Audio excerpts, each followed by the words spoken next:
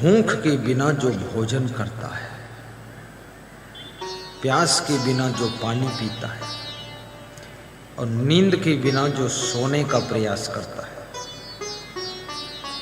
वो मूर्ख होता है। भूख ना हो तो खाना नहीं चाहिए और प्यास ना हो तो पानी पीना नहीं चाहिए और नींद ना हो तो सोने का ढोंग मचाना नहीं चाहिए। क्यों खाना है? आज मुझसे दिनेश रावत जी कह रहे थे, अनुबंधित शिक्षक हैं, कि कल विदा कितने बजे होंगे आप? मैंने कहा सुखदेव मंडल के यहाँ से विदाई लूंगा, वहीं बसेरा है, वहीं से विदा हो जाऊंगा। बोले नहीं नहीं, इच्छा है, हमने भी कुछ सोच रखा है, मेरे घर से विदा हो। मैंने कहा रहने दो, देर हो जाएगी।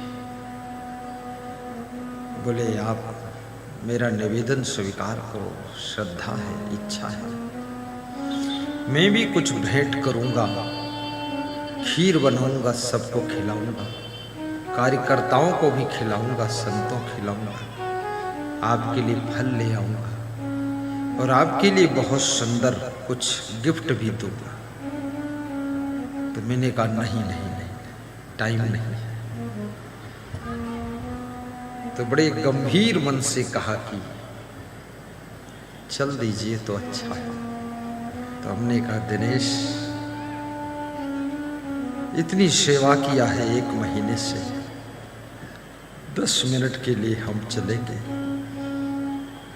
बाकी सभी कार्यकर्ता सुखदेव मंडल के यहाँ से और दिनेश रावत जी के यहाँ से गुरु की विदाई कर लेंगे।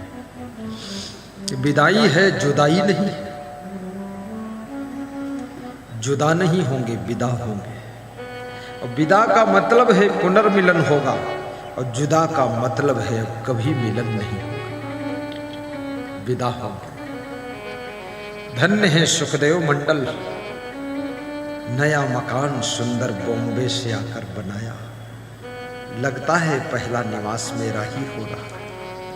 और 2025 में आऊं, 3 साल में कोई और भक्त का नया मकान तैयार हो जाए और उसी में मेरा निवास हो। हर रोज मैं नए मकान में रहूं, नया मकान पवित्र कर दूं, भूत प्रेत चुड़ैल मरही मसान फिर कभी ना आए, क्योंकि गुरु आ गए, वो नहीं आएगा, इसलिए नए मकान। मेरा भी किस्मत अच्छा है, 35 साल से मैं ऐसे ही मकान में रहता हूँ। अपन न तो बनाया ही नहीं, जरूरत नहीं, कहीं 2 दिन यहाँ 3 दिन वहाँ, बस जिंदगी बीत गई।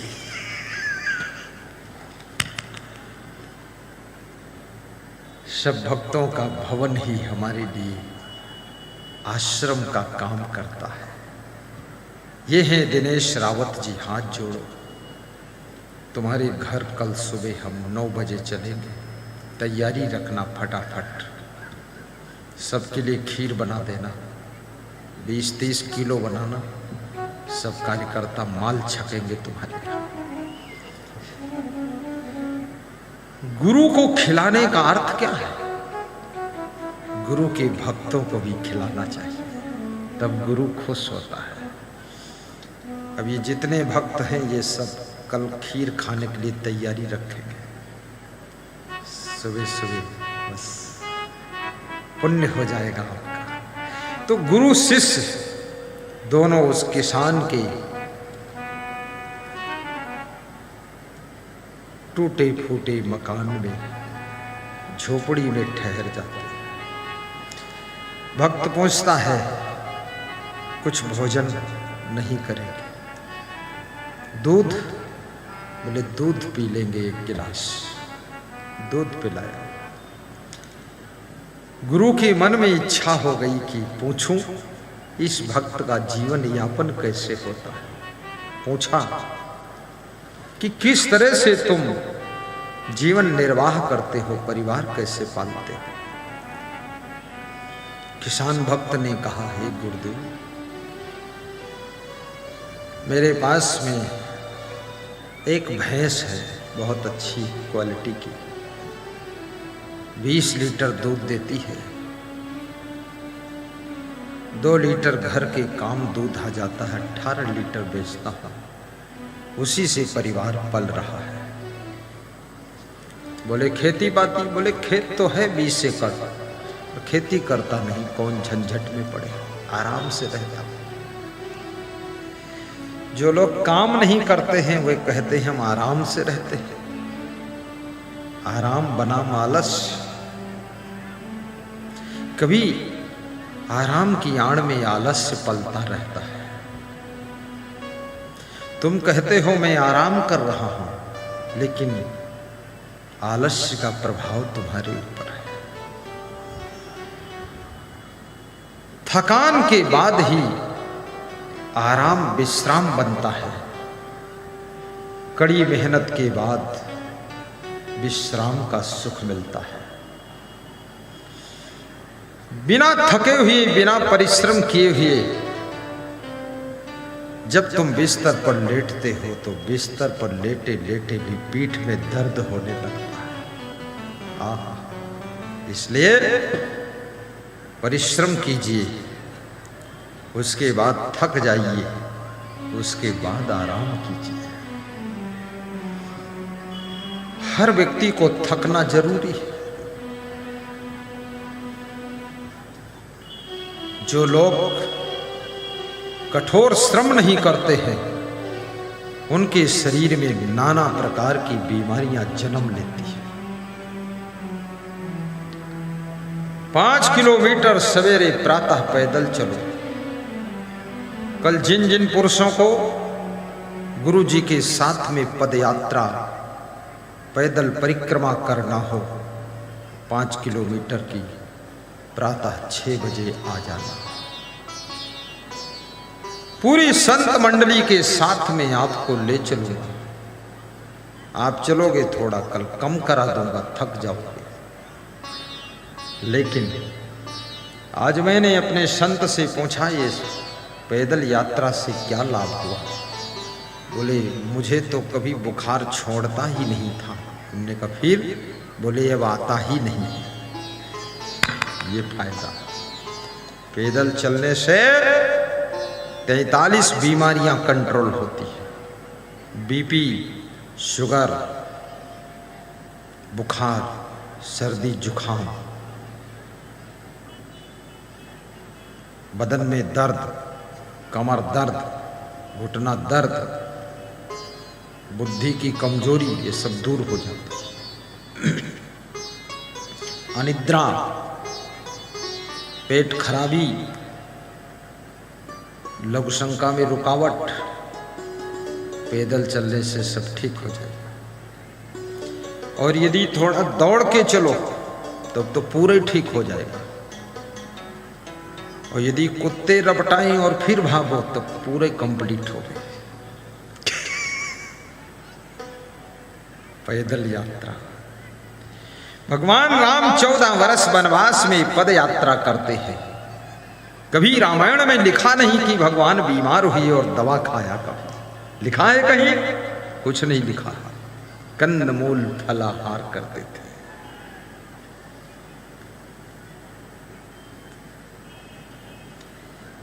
इसलिए पैदल चलना सबके लिए अनिवार्य है। स्त्रियों के लिए बहुत अनिवार्य है, क्योंकि स्त्रियां शादी के बाद इनका शरीर पूरा बर्बाद हो जाता है। बैठी रहती है, बैठे बैठे भोजन बनाती है, बैठे बैठे बर्तन मांजती है, बैठे बैठे कपड़ा धोती है। और जिनके पतोहू आ गई हो तो पूरे बैठी रहती है। वजन बढ़ रहा है, पेट बढ़ रहा है, वेट बढ़ रहा है, फैट बढ़ रहा है। धीरे धीरे सुंदरता खत्म होती जा रही है। जो लड़की मायके में बहुत सुंदर दिखती थी, ससुराल में जाने के बाद 2-4 साल के बाद आधी सुंदरता खत्म। 10 साल के बाद उसको पहचानना मुश्किल है। अब सुंदर नहीं है, बंदर हो गई। उसका चेहरा भी इतना मोटा भद-भद, चेहरे पर चमक भी नहीं है। फिर तो लाठी लेकर भालू आया, छम छम छम, और ढोल बजाती मिड़की आई, ढम ढम ढम।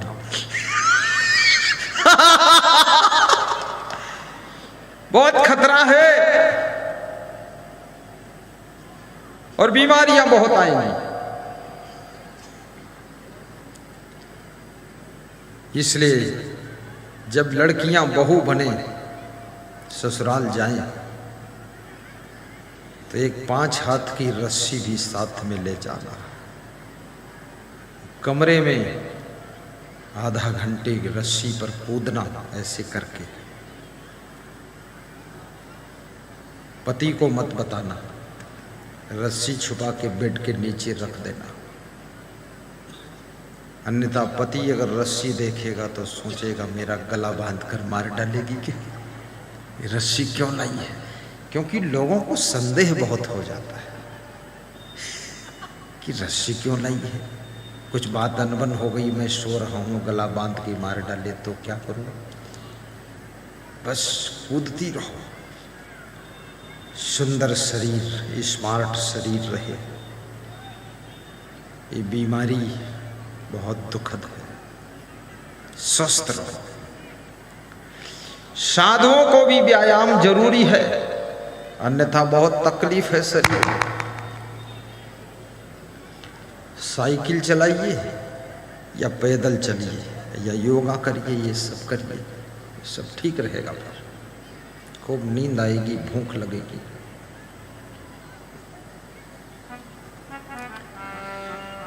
तो गुरु ने उस किसान से पूछा,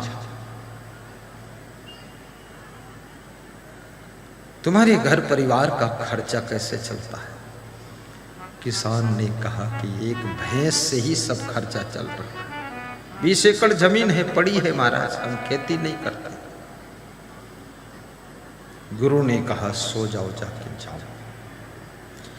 गुरु सवेरे 3 बजे उठा और शिष्य को उठाया और शिष्य ने कहा कि एक काम करना है बेटा। क्या गुरुदेव? बोले इस किसान की भैंस को चुराना है, चोरी करना है। बोले गुरुजी, आपने आज तक प्रवचन सुनाया कि चोरी पाप है, चोरी नहीं करना चाहिए। आज आप स्वयं कह रहे हो कि किसान की भैंस चुराओ। मैं तो नहीं चुराऊंगा। बोले आज्ञा मानो, फालतू बात मत करो। शिष्य सीधा सरल था, आज्ञा मान लेता है और खूंटे से भैंस को खोल लेता है और भैंस को लेकर गुरु शिष्य दोनों गायब हो जाते हैं। जब 4 बजे वो किसान उठता है, देखता है द्वार पर भैंस नहीं। फिर वो दोनों साधुओं को देखता है, वो भी नहीं। किसान बैठकर रोने लग जाता है कि जिंदगी का सहारा टूट गया, भैंस चली गई। इसलिए हमेशा 2-3 इनकम सोर्स रखा करो। एक इनकम सोर्स अगर स्टॉप हो जाए तो दूसरे से कुछ कार्य चलता रहे। कोरोना आया, कुछ ऐसा इनकम सोर्स होना चाहिए जो कोरोना में भी आपका काम चलता रहे।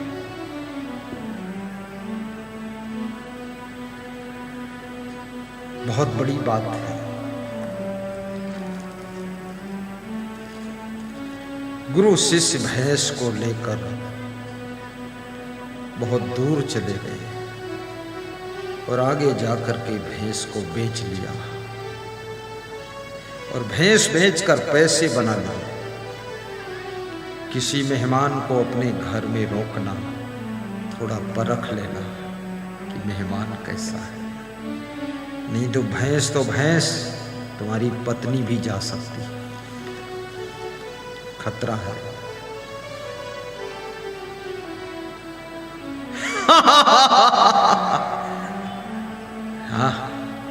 भैंस गई तो कोई बात नहीं, पत्नी भी जा सकती है। इसलिए अंट संट मेहमान मत बनाइए, समझ बूझ लो। गुरु शिष्य दोनों भैंस बेचकर पैसे लेकर दूर देश चले जाते हैं। उनको डर भी है कि पीछे से आता होगा तो क्या होगा। कोई भी चोरी करे तो डर लगता है, कोई भी हो। चोरी करने का भाव मन में आ जाए तो भी डर लगता है, और चोरी करोगे तब तो बहुत डर लगेगा। और कोई भी दान करे तो निडर हो जाता है, खुशी होती है। दान करने का भाव मन में आ जाए तो भी खुशी होती है। और जब दान करोगे निर्भयता आती है, कोई डर नहीं लगता। याद रखना, अच्छे कर्म का भाव भी तुमको खुशियों से भर देता है, और बुरे कर्म का भाव तुमको डर, भय और दुख से भर देता है, चिंता से भर देता है। और जब गलत काम करोगे तब क्या दशा होगी, सोचो। केवल सोचा है तब तो ये दशा, जब करोगे तो क्या दशा। गुरु शिष्य दोनों दूर देश निकल गए। 10 वर्ष बीत गए। इधर किसान रो रहा है, दिन भर रोता रहा।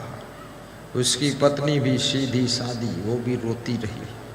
बच्चे भी परेशान हो गए, कोई उपाय नहीं। 2-3 दिन बाद दुख हल्का हुआ। एक ही भैंस थी, वो चली गई। गांव से किराए से ट्रैक्टर लाकर 20 एकड़ जमीन की जुताई करवाया। पूरे में गेहूं बो दिया। 400 कुंटल गेहूं हुआ, जिससे 20 भैंस खरीदा, बाउंड्री करवाया। फिर धान बोया तो 400 कुंटल धान हुआ, तो ट्रैक्टर भी लाया। 10 साल विकास करते करते 3 मंजिल मकान बनाया, कार लाया, 2 मोटरसाइकिल लाया, 2 ट्रैक्टर लाया, ट्राली लाया। माला माल हो गया। 20-25 भैंस हो गई। 10 साल के बाद गुरु ने अपने शिष्य से कहा कि बेटा, अब चलो उस किसान भक्त का हालचाल देखते हैं, क्या दशा हुई है। वो चेला बोला, मैं तो जाऊंगा नहीं, आप ही जाओ। अब उसकी जो दशा हुई होगी, लेकिन वहां जाओगे तो तुम्हारी तो दुर्दशा होगी। ये भैंस चुरा के लाए, फिर उसके यहाँ जाओ। गुरु ने कहा, तर्क मत कर, आज्ञा मान, साथ में चल, कमंडल पकड़। चेला सीधा सीधा था, वो मेरे चेला जैसा होगा। पकड़ दिया कमंडल, चल दिया। दोनों जब पहुंचे वहां की सीन बदली हुई नजर आई। पूरा नक्शा चेंज है। जहां झोपड़ी थी, कबाड़ खाना था, आज वहां महल खड़ा। गुरु बहुत बुद्धिमान था, उसने कहा यही घर है उसका, चलो। शिष्य ने कहा, संदेह लग रहा है कोई दूसरे का है। बोले नहीं, उसी भक्त का है। अंदर गए, मेन गेट का दरवाजा खटखटाया और खुला। फिर अंदर गए। उस किसान भक्त ने दंडवत प्रणाम किया कि धन्य हो प्रभु, दर्शन दिया आपने। बोले सब कुशल मंगल तो है ना? बोले हाँ, सब कुशल मंगल है। जिस रात आप मेहमान हुए थे, उस रात मेरी भैंस चोरी हो गई थी। बहुत दुखी हुआ महाराज, 3 दिन रोया। बोले फिर सोचा मैंने, अब क्या करूं, मेरी पत्नी भी बहुत दुखी हुई। फिर आप के आशीर्वाद से मैंने गांव से किराए से ट्रैक्टर लाकर 20 एकड़ जमीन जो पड़ती पड़ी हुई थी बंजर, जुताई करके गेहूं बोया तो 400 कुंटल गेहूं। फिर 20 भैंस खरीदा। फिर धान बोया, दूसरी फसलों 400 कुंटल। 10 साल से अब खेती भी कर रहा हूँ और भैंस भी पाल रहा हूँ। ये महल बन गया आपके आशीर्वाद से। 2 ट्रैक्टर हैं, 2 मोटरसाइकिल है, कार भी है, बाउंड्री है, गेट है, 3 मंजिल मकान है, जलवा है महाराज, कृपा आपकी है। वो गुरु मन मन में मुस्काता है तो कृपा मेरी ही, लेकिन कृपा का ढंग कठोर था। किस तरह से कृपा करता है गुरु, कभी कठोर तरीके से भी तुम पर कृपा कर देता है। तब गुरु ने कहा बैठो, अपनी पत्नी को बुलाओ। बुलाया, कहा चिंता मत करना, और जो भैंस बिकी थी पुराने जमाने की बात, 30 साल पहले 10,000 रुपये निकाल कर झोली से उस किसान भक्त के हाथ पर रखा। कहा ये भैंस की कीमत पकड़िए, आपकी भैंस कोई चोर नहीं ले गया था, मैंने ही चोरी किया था आपकी भैंस। नहीं नहीं गुरुदेव, मुझे नहीं विश्वास है कि तुमने चोरी किया। अरे भक्त जी भरोसा करो, मैंने चुराया। तो आपने क्यों इतना बड़ा अपराध किया गुरुदेव? मैंने इसलिए किया कि तू एक भैंस में फंसा है, उसकी सेवा कर रहा है, 20 लीटर दूध से गुजारा कर रहा है, तेरे पास इतना खेत है, सब है, तेरी उन्नति रुकी हुई थी, भैंस में तू अटका था। तो मैंने सोचा जब भैंस हटेगी तभी मेरे भक्त का भाग्य उदय होगा, इसलिए भैंस मैंने चोरी किया था। तेरे को धनवान बनाने के लिए, भाग्यवान बनाने के लिए, तेरी जिंदगी बदलने के लिए, तेरी गरीबी मिटाने के लिए मुझको ये अपराध करना पड़ा। अब तेरे को धनवान देखकर, सुखी देखकर, संपन्न देखकर, छोटा मोटा राजा जैसा देखकर मेरा अपराध क्षमा हो गया है, ये 10,000 लीजिए। किसान भक्त के आंखों में खुशी के आंसू आ गए कि गुरु किस तरह से कृपा करता है। उसके तरीके जुदा जुदा होते हैं, लेकिन भक्त का कल्याण तो कर ही देता है, याद रखना। उद्धार हो गया भगत का।